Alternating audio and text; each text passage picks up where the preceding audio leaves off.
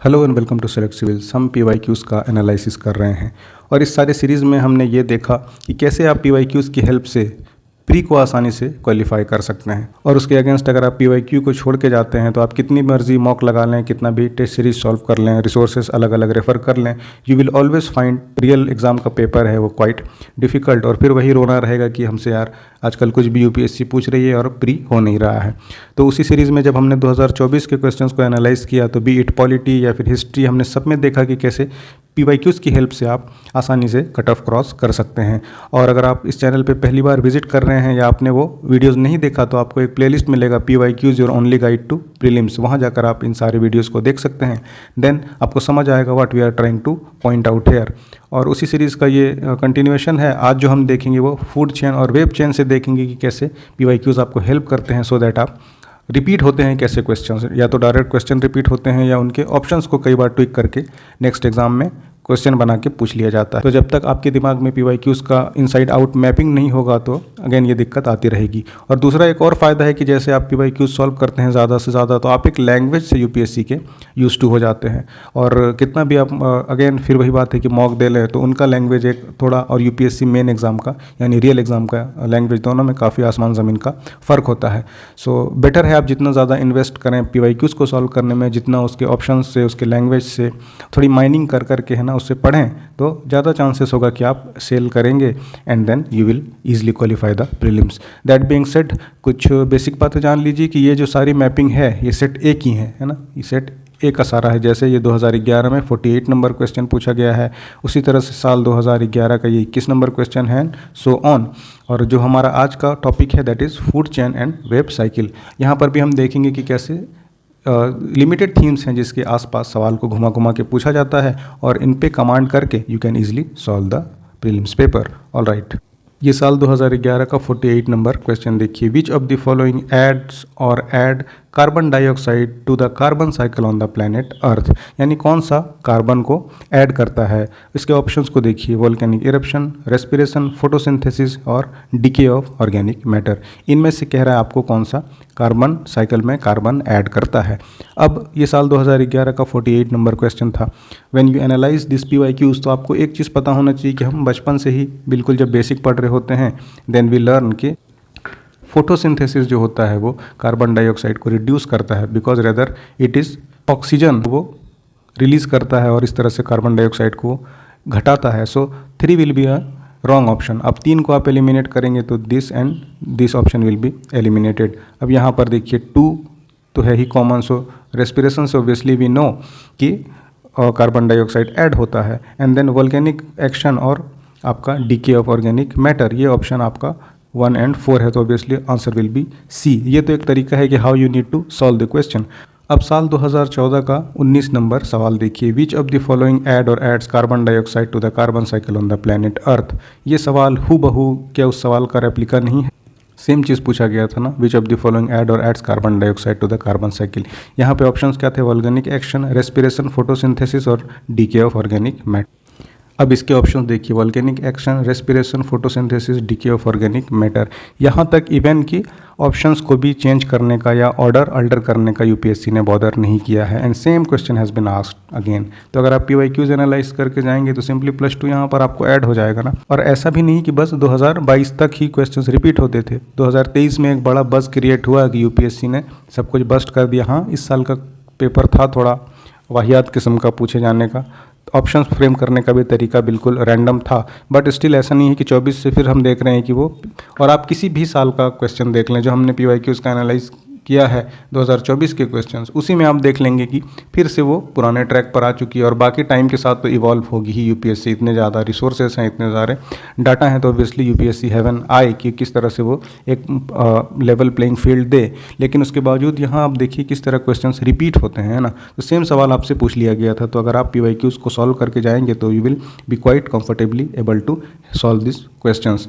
अच्छा, फिर नेक्स्ट देखिए, उसी साल ये 21 नंबर क्वेश्चन में पूछा गया था कि human activity in recent past have caused increased concentration of carbon dioxide. ये 12 आपसे UPSC पूछती है इन्वायरमेंट में कि कार्बन कल्टीवेशन हो रहा है या कार्बन डाइऑक्साइड ज़्यादा मात्रा में रिलीज हो रहा है, एटमॉस्फेयर में ज़्यादा आ रहा है, लेकिन but a lot of it does not remain in the lower atmosphere because of. तो ये भी जब आप कार्बन साइकिल के बारे में पढ़ेंगे तो आपको ये एक आइडिया हो जाएगा ना। इसी वाले सवाल में देखिए, जब आप कार्बन साइकिल पढ़ते हैं तो ये आपको एक आइडिया लगेगा कि इन्वायरमेंट में क्यों नहीं रहता है। अब उसी में 3 ऑप्शन आपको दिया गया है, तो इसके ऑप्शंस क्या हैं और क्या आंसर होंगे, वे एनालाइज द आंसर्स तब हम देखेंगे। अभी बस आप देखिए कि लिंकेज कैसे हैं क्वेश्चंस के, that is what we are trying to make you clear. और ये देखिए साल 2013 का again 31 number question, with reference to food chain in the ecosystem consider the following statement. अब फूड चेन, फूड वे, इनके बारे में आप एक माइनिंग कीजिए, क्योंकि ये क्वेश्चन देखिए ये पूछ रहा है आपसे कि फूड चेन के बारे में कौन सी बात सही है। पहला कह रहा है food chain illustrate the order in which a chain of organism feed upon other, तो दिस इज ट्रू है ना, यही चीज़ है ही फूड चेन में। दूसरा कह रहा है food chain are found within the population of a species, within population तो नहीं होता फूड चेन में, हम ये तो नहीं देखते कि कौन से इंसेक्ट को दूसरा इंसेक्ट खा रहा है, सो दिस इज इनकरेक्ट है ना। और फिर क्या है, food chain illustrate the numbers of each organism, again the number ये नहीं दिखाता, सो this is again incorrect statement. वैसे ये आंसर ए हो जाएगा। ये तो एक तरीका हुआ कि यू जस्ट मेमोराइज कि आंसर ए है तो क्यों है, बट द पॉइंट इज़ कि जब आप फूड चेन देखें तो फूड चेन का एक डिटेल्ड एनालिसिस करें, फूड चेन को आप फूड वेब से कंपेयर करके पढ़ें। अगर कोई फूड चेन है तो वो कैसा है ना, टाइप उसका क्या है, whether it is grazing food chain है या फिर आपका डेटरी चेन है, फिर उन दोनों के बीच में रिलेशन क्या है। तो you need to have a holistic idea. तो इससे क्या होगा कि आप सब्जेक्ट पर आपको एक कमांड होगी और ये आपका बेस्ड ऑन PYQs होगा, क्योंकि अगेन आप देखेंगे कि इसी लिमिटेड थीम है, सपोज करिए फूड चेन या फूड वेब, तो उसी के दूसरे कंपोनेंट्स को घुमा घुमा के साल दर साल पूछा जाता रहा है। 2013 का ये 34 नंबर क्वेश्चन देखिए, यहाँ हमने देखा कार्बन डाइऑक्साइड ऐड कैसे होता है एनवायरनमेंट में, ये पूछा गया है। तो 2 साल बाद 2013 में इट इज़ आस्क्ड कि नाइट्रोजन कौन कौन सॉइल में ऐड करता है। Options are excretion of urea by animals, burning of coal by man, death of vegetation. इन तीनों में से आपको कौन सा नाइट्रोजन ऐड करता है। यहाँ पर इन्वायरमेंट में कार्बन डाइऑक्साइड से simply UPSC has switch to nitrogen. और लास्ट लेक्चर में हमने देखा था कि फास्फोरस साइकिल के बारे में पूछा गया था। फिर देखिए 2013 के 53 नंबर में आपसे एक फूड चेन से सवाल पूछ लिया गया, with reference to food chain in the ecosystem which of the following kind of organism is known as a decomposer, है ना। इसमें डीकम्पोजर कौन कौन से है, वायरस, फंगाई या फिर बैक्टीरिया, इन तीनों में से आपको देखना है। तो जब हम फूड चेन के बारे में पढ़ते हैं then we know that virus is not a decomposer, eliminating 1 direct हम आंसर रीच कर जाते हैं, option number B, that is 2 and 3, यानी fungus and bacteria food decomposer हैं। तो ये भी आपको आइडिया लग जाएगा when you analyse food chain. तो जब आप फूड चेन के बारे में पढ़ेंगे यानी आपके 2 साल पहले 2011 के ही एनालिसिस से you will be able to solve this question asked in the year 2013। जब भी आप PYQs का एनालिसिस करें तो एक तो उसके ऑप्शंस को थोड़ा माइंड करें कि ये पूछ रहा है, तो अभी फिर देखिए किस तरह से ये आपको घुमा घुमा के पूछेगा। जैसे विच of the following is the correct sequence of A food chain, again इस बार फूड चेन के करेंट सीक्वेंस के बारे में पूछ लिया गया साल 2014 के 80 नंबर सवाल में। उसमें ऑप्शंस क्या हैं, डायटम्स, क्रुस्टेशियंस और हेरिंग्स। और फिर इसी में आपको अलग अलग ऑर्डर कर दिया गया है, किसी में क्रस्टेशियन को आगे कर दिया गया, देन डायटम, देन हेरिंग, फिर डायटम, फिर हेरिंग, फिर crustacean and then crustacean, herring and diatoms. और सवाल कह रहा है कि सीक्वेंस कौन सा है फूड चेन का। फूड चेन जब आप पढ़ेंगे तो आप देखते हैं कि फूड चेन दिखाता है फ्लो ऑफ एनर्जी को, और ये होता है based on one organism consumes another, और दिस स्टार्ट फ्रॉम प्रोड्यूसर। तो ये एक बेसिक आपको फूड चेन के बारे में पता होता है। अब इसमें जैसे आप एनालाइज करते हैं कि डायटम्स, क्रस्टेशियन और हेरिंग, तो सबसे पहले यू विल नोटिस कि डायटम से तो शुरू होगा ही होगा, क्यों, डायटम ही है जो कि प्राइमरी प्रोड्यूसर है, बिकॉज ये एक यूनिसेल्यूलर एल्गी होता है। तो इस वजह से ये जो पहला प्राइमरी प्रोड्यूसर होगा वो हर हाल में डायटम होगा। और इस तरह से हम क्रस्टेशियंस और क्रस्टेशियंस अगेन है, सो डायटम बीच में तो हो ही नहीं सकता। फूड चेन का सीक्वेंस पूछ रहा है ना, और जब हम फूड चेन देखते हैं तो ये हम देखते हैं कि प्रोड्यूसर से कैसे ये शुरू होता है and ends with the final consumer. Will start with diatoms, फिर शुरू होता है crustacean and then herring, option A will be the correct answer. अब इससे क्या फ़ायदा होता है ये देखिए, इस तरह के एनालिसिस से आप डायटम्स के बारे में जान लिया आपने, इसी तरह से आपको क्रस्टेशियंस और हेरिंग्स का भी एनालिसिस कर लेना है। यहाँ पे जो और टर्म आए हैं आपके क्वेश्चन में, this will help you solve another question. अब ये क्वेश्चन देखिए, साल जो हमने अभी सॉल्व किया 2014 का 80 नंबर सवाल, साल 2021 का ये 22 नंबर क्वेश्चन देखिए, consider the following kind of organism which of the following primary producers in the food chain of the ocean. Just we have learn की डायटम्स, जो कि यहाँ देखिए 2014 के 80 नंबर क्वेश्चन के एनालिसिस में हमने सीखा कि डायटम्स प्राइमरी प्रोड्यूसर हैं। तो हर हाल में यही चीज़ पूछ रहा है फिर आपसे 2021 वाले पेपर कि कौन सा प्राइमरी प्रोड्यूसर है। तो हमें तो पता लग गया ना कि डायटम तो प्राइमरी प्रोड्यूसर होगा ही, यानी हर हाल में ऑप्शन विल कंटेन 3। तो इसमें 3 नहीं है तो हम इसे कैंसिल कर सकते हैं, इसमें भी 3 नहीं है तो इसे हम कैंसिल कर देंगे। अब 2 और 4 में हमें देखना है ना, आइदर 2 होगा या फिर 4 होगा, क्योंकि ये स्टेटमेंट दो ऑप्शंस वाला है। तो सिर्फ आपको ये पता होना चाहिए कि साइनोबैक्टीरिया भी प्राइमरी प्रोड्यूसर है। So you will come to the right answer B. अब यहाँ पर देखिए जो नया टर्म आ गया, सोपेस एंड देन साइनोबैक्टीरिया और डायटम्स, और उसके बाद डायटम्स तो हमने खैर पहले ही एनालिसिस में देख लिया, एंड देन फोरामिनीफेरा। अब what you need to do, आप सेपोपॉड्स के बारे में भी एक डिटेल थोड़ी माइनिंग कर लें, इसके बारे में भी जान लें। देन साइनोबैक्टीरिया को भी आप अच्छे से पढ़ लें, है ना। और फिर डायटम्स तो हम पढ़ ही चुके हैं जब हम PYQs का एनालिसिस कर रहे हैं। एंड देन जो चौथा ऑप्शन है फोरामिनीफेरा, इसके बारे में भी आप एक डिटेल्ड आइडिया होना चाहिए। व्हाट UPSC विल डू, कि क्या करेगी, या अगले साल आपको फोरामिनीफेरा या फिर साइनोबैक्टीरिया की कुछ प्रॉपर्टीज़ को उठा के पूछ देती है। को जब यह पता लग जाएगा कि कॉपीपॉड्स के क्या कैरेक्टरिस्टिक हैं या फोरामिनीफेरा के क्या यूटिलिटी है, then you will quite comfortably able to solve them. All right, ये देखिए साल 2021 का 28 नंबर क्वेश्चन है। Which of the following are detritivores. तो you need to know what actually detritivores are, और कौन कौन से हैं जो फीड करते हैं डेड पे, that are all detritivores are. उसमें अर्थवर्म है, जेलीफिश है, मिलीपेड्स हैं, सी हॉर्स है, एंड देन वुड लाइस है। एक तो तरीका है कि आप मेमोराइज कर लें कि UPSC ने क्या दिया है answer, and then you have to proceed with that. लेकिन बेहतर क्या होगा, यहाँ पर आप ये जो ऑप्शन दिए गए हैं इनके बारे में थोड़े माइनिंग कर लें और इसके बारे में जान लें। तो जब आप एनालाइज करके देखेंगे तो seahorse you find, seahorse जैसे आपको मिलता है तो यू विल सी कि seahorse is a ocean crustacean है ये, दिस इज क्रस्टेशियन, इसलिए this will not fed on dead. So you can eliminate this 4, यहाँ पे भी है, यहाँ पे भी है, यहाँ पे भी है। You will reach to the answer 1, 3 and 5। Answer बस रीच करना पर्पस नहीं होना चाहिए। Again I am repeating same and same and same thing कि जब आप एनालाइज करें क्वेश्चंस को तो उसके ऑप्शंस में जो दिए गए हैं डिफरेंट चीज़ें, उसका भी आपको एक डिटेल आइडिया होना चाहिए। और अगेन जो क्वेश्चन है वो तो ऑब्वियसली आपको उनके विश्लेषण को तो ध्यान में रखना ही रखना है। फिर देखिए which of the following have species that can establish symbiotic relation, कौन सा बना सकता है दूसरे ऑर्गेनिज्म के साथ। तो जब हम सिम्बायोटिक रिलेशनशिप पढ़ेंगे किसी के साथ कि होता किस तरह का है, यहाँ जैसे सिम्बायोटिक रिलेशनशिप पूछा गया है तो आप सिम्बायोटिक तो पढ़ें ही पढ़ें, उसके साथ साथ जो दूसरे इन्वायरमेंट में रिलेशन होते हैं जैसे म्यूचुअलिज्म क्या है ना, कमेंसलिज्म क्या है, अमेंसलिज्म क्या है, एक आप इसका होलिस्टिक ओवरव्यू अपने दिमाग में रखें, है ना। कंपटीशन में कौन बेनिफिट करता है, पैरासाइटिज्म में किसको लाभ है किसको नुकसान है ना। So you need to have a detail idea. तो ये आपको अपकमिंग पेपर्स में काफ़ी हद तक हेल्प मिलती है। फिर देखिए 2023 का ये 18 नंबर क्वेश्चन था। ये तो खैर आप तुक्के से भी सही कर सकते हैं कि सम, है ना, some micro organism can grow in environment with temperature above the boiling point. तो इतनी बायोडाइवर्सिटी है, इतने अलग अलग तरह के ऑर्गेनिज्म है, माइक्रो ऑर्गेनिज्म है, तो कुछ तो होंगे ही जो कि बॉइलिंग पॉइंट के ऊपर कर ही लेंगे। उसी तरह सम माइक्रो ऑर्गेनिज्म ग्रो कर ही जाएंगे जो कि टेम्परेचर बिलो होगा फ्रीजिंग पॉइंट से। कुछ माइक्रो ऑर्गेनिज्म हो ही जाएंगे जो कि ग्रो कर सकेंगे हाईली एसिडिक इन्वायरमेंट में। So obviously this will be all 3 correct. ये आप ऐसे तुक्के से भी मार सकते थे। ऑल राइट, फिर देखिए 2024 का ये 18 नंबर सवाल है। कंसिडर द फॉलोइंग, उसमें क्या है आपका, carabid beetles, centipedes, flies, termites और वास्प। इट इज़ आस्क्ड कि पैरासाइटॉइड स्पेसीज किसमें मिलता है।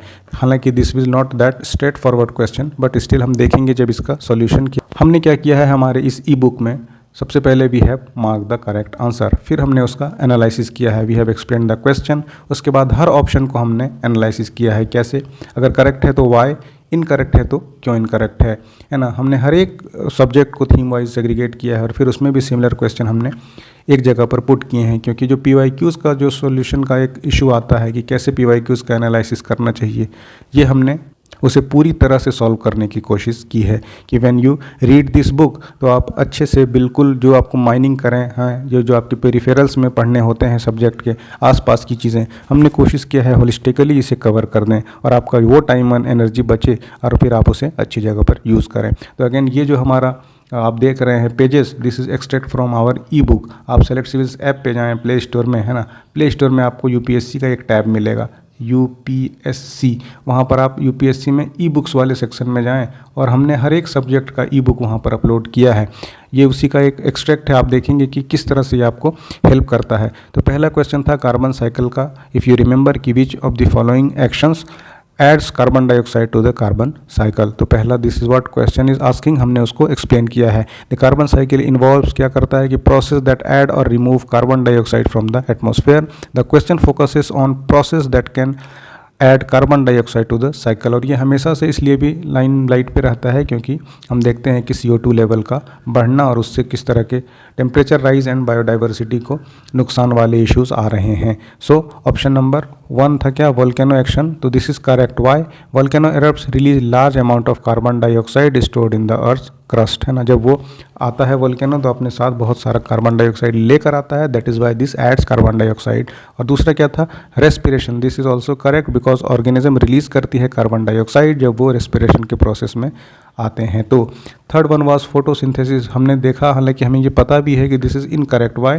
फोटोसिंथेसिस रेदर क्या करती है, रिमूव कर देती है कार्बन डाइऑक्साइड से और ऑक्सीजन रिलीज करती है ना, उल्टा। So this will be eliminated and then decay of organic matter. So this is also correct. Why? Because decomposition releases carbon dioxide. So this is a correct statement. This makes option number C 1, 2 and 4 as correct answer. तो इस वजह से ये answer आपका C हो जाएगा। And then we have added tips and tricks कि जब आप एनालाइज करें PYQs का तो what your ideal approach should B.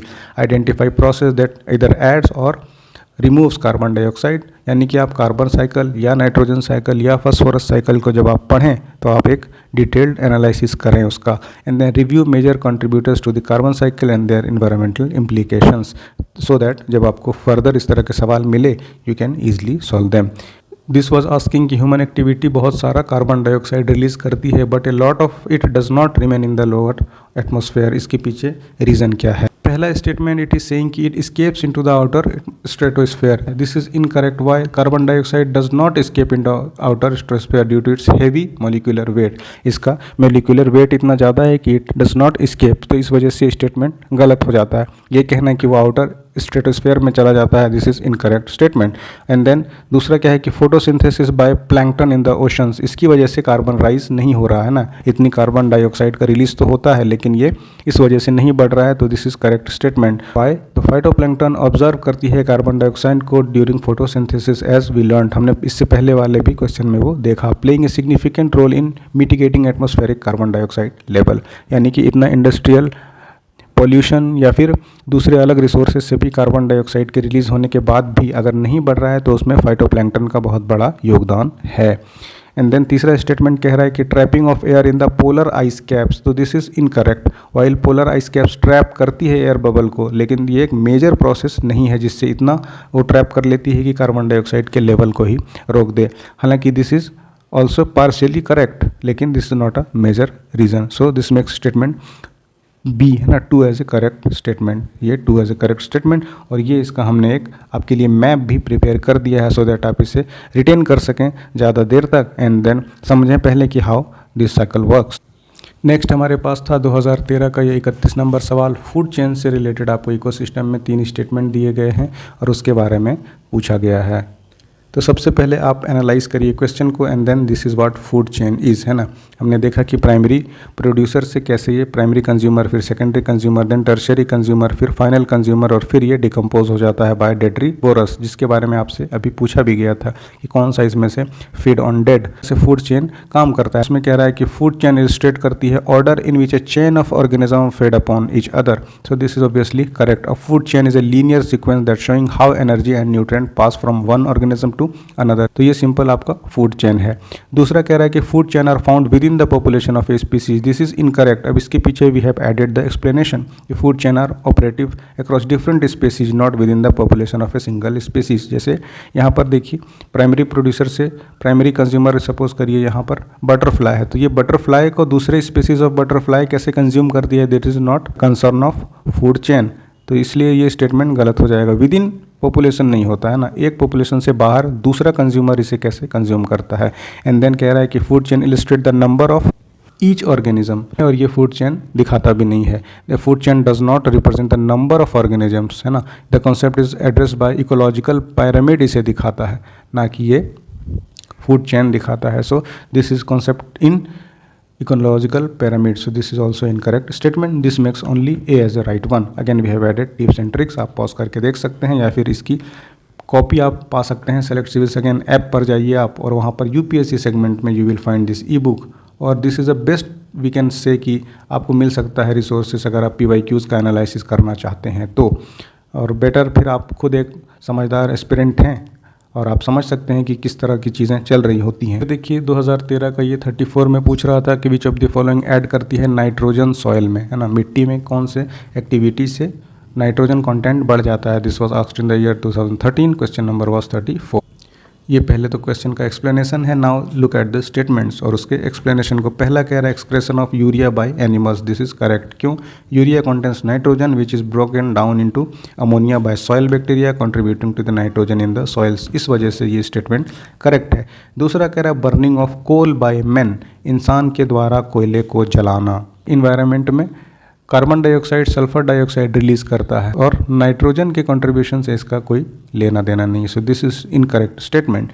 So we have analyse statement like this. उसके बाद डेथ ऑफ वेजिटेशन हो जाता है तो ये वेदर नाइट्रोजन को ऐड करती है तो बिल्कुल करती है। This is correct because decomposing vegetation release करती है ऑर्गेनिक मैटर जो इंक्लूड करता है नाइट्रोजन और जो कि फिर अगेन सॉइल को इनरीच करता है। And again we have added this कि nitrogen cycle as we discussed कि जब आप इनसाइड आउट पढ़ें तो आप कैसे पढ़ें। तो आप अलग अलग जगह विजिट करेंगे, अलग अलग वेबसाइट्स पे या फिर गूगल पे सर्च करेंगे तो आपको एक डिफरेंट डायमेंशन देखने को मिलेगा। उसी का ये PYQ वाली बुक हमारी सॉल्यूशन है कि आप उसे पढ़ लें। एक्सप्लेनेशन भी हमने डिटेल कर दिया हर एक ऑप्शन का, फिर आप नाइट्रोजन साइकिल यहाँ से देख सकते हैं। इस तरह से option number C will be the right answer कि burning of coal by human नहीं करता नाइट्रोजन ऐड, बाकी जो एक्टिविटी है जैसे excretion of urea by animal और डेथ ऑफ वेजिटेशन ये ऐड करता है।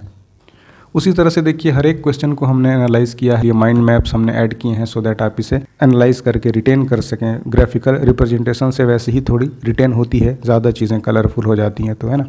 फिर हमने उसके ऑप्शंस को एनालाइज किया है कि अगर वायरस इनकरेक्ट है तो उसके पीछे की कहानी क्या है, एंड अगर फंगी करेक्ट है तो उसके पीछे का लॉजिक क्या है। सो हर सब्जेक्ट में, हर बुक में हमने subject wise and then theme wise इसे सेग्रीगेट किया है सो दैट आप इसे मैक्सिमम बेनिफिट इसका ले सकते हैं। और पॉसिबल भी नहीं है कि हम सारे जितने भी PYQs पूछे गए हैं थीम वाइज जो हमने प्रिपेयर किया है उसका आपको वीडियो बना के डालें। सो बेटर आपके लिए भी टाइम्स ऐसे सेव होगा कि you can directly go to the select civils app और इस ऐप में आप जाएं और अगेन UPSC वाले सेगमेंट में आप मिलेगा आपको UPSC का जो ई बुक वाला, UPSC में आपको ई बुक्स मिलेंगे। ई बुक्स में आपको ये PDFs अपलोडेड हैं। You can avail this from our app.